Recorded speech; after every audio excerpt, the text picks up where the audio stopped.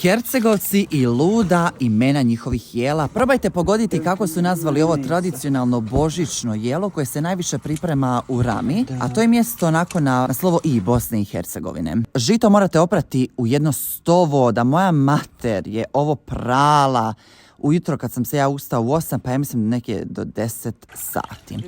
To se dobro jako mora oprati i onda kad ga operete ide na kuhanje. Prije nego se ovaj proces može dogoditi da ga ovako perete u vodi, potrebno je stupati pšenicu. E sad, što to znači? To znači da se pšenica odvoji od sve te zemlje, ljuske i svega da bi bila naravno jestiva. Kada ste to napravili, pustite malo na vjetar još da odradi svoje. A da vam ovo jelo bude uspješno, treba vam dobra koka koju skuhate, skinete svo meso s kostiju i onda servirate u ovo. I onda sve to promiješate i kad se to malo tako shladne, onda servirate. Ali prije toga jako dugo morate ovo žito miješati, kuhati. Pa jedno, ja mislim, 3 sata da je to mater kuhala, jer ono mora, znate, biti onako kao da se raspada. Ne smije biti pretvrdo. A kako se servira?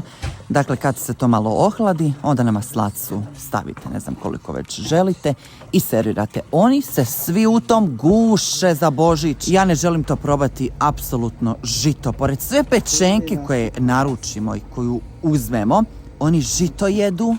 Gospe moja, ajde, probajte pogoditi naziv ovog jela, presmiješno je.